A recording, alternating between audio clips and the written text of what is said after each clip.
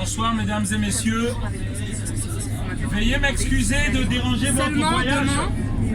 Juste pour 4 minutes rapidement. Je ne viens pas faire la manche. J'ai un message à faire passer par rapport à ce qui se passe en Afrique. J'ai un message à faire passer par rapport à l'immigration.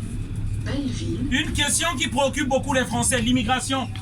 Pourquoi ça n'arrête pas de venir? Et je dis bien que dans les années à venir, il y aura encore d'autres qui vont venir, qui vont immigrer ici en France.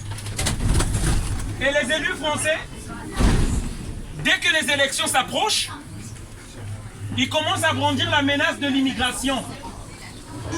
Qui sera l'élu qui va mieux lutter contre l'immigration?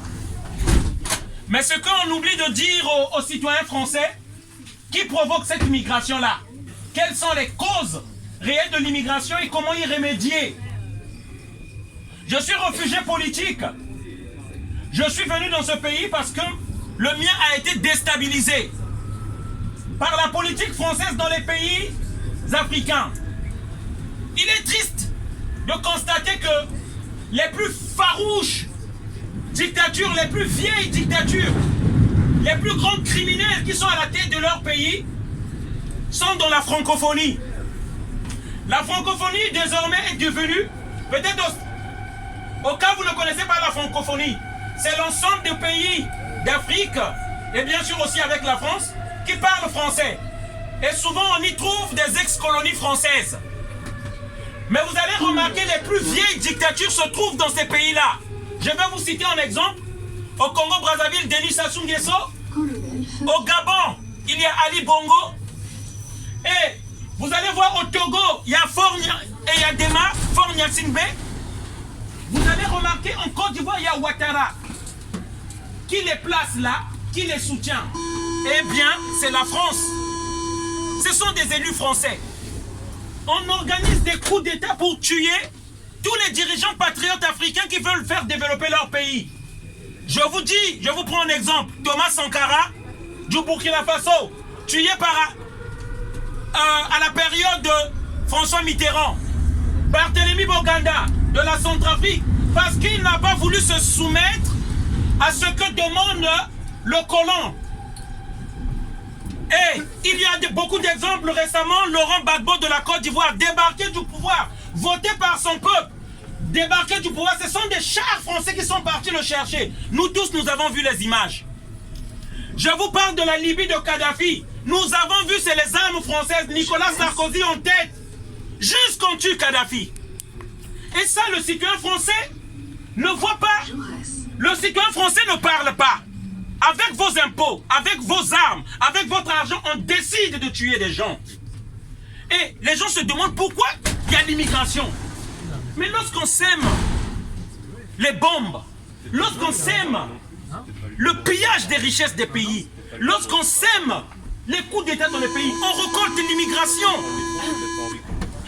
Et ça, je peux vous le dire, citoyens français, ça ne changera pas.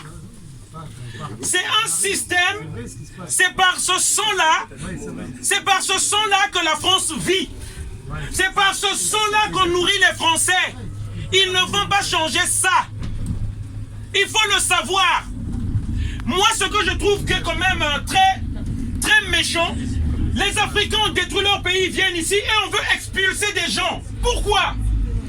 Vous avez fait ça. Acceptez maintenant les conséquences. Le message là, nous allons le faire passer par tous citoyens français. C'est parce qu'on tue les Africains, c'est parce qu'on nous maintient des dictateurs. On dépose les armées là-bas qui soutiennent les dictateurs. On va vous parler, c'est pour le terroriste. Mensonge. Il n'y a pas le terroriste dans le Sahara. Ils sont là pour garder les zones économiques des richesses des Africains. Des Africains. On nous empêche de vivre chez nous. Ici, on vient aussi, on nous dit qu'il y a trop d'immigrés. Mais où est chez nous, finalement, nous, Africains? Où est chez nous? On n'a pas demandé l'armée française dans nos pays. On n'a pas demandé l'ingérence de la politique française dans nos pays. On n'a pas demandé ça. Je ne peux pas préférer le froid de ce pays-là à la chaleur qu'il y a chez moi. C'est ça. Et l'ONU sait bien ce qui se passe dans les pays. C'est un système mondial, l'ONU, où les plus forts imposent leurs lois aux plus faibles. Une loi de prédation. Une loi où on piétine le plus faible. Et moi, cette hypocrisie à nous dire, les immigrés, respectez les Noirs qui viennent ici. Parce que grâce à ces Noirs-là, ces pays-là vivent.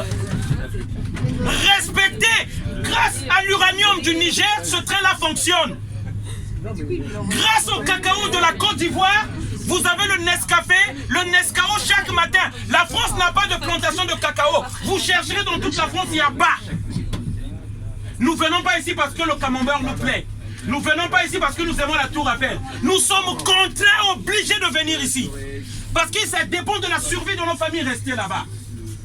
Et la France utilise la barbarie, la force et la dictature pour voler les richesses des Africains. Voilà le message. Je ne vous parle pas, monsieur.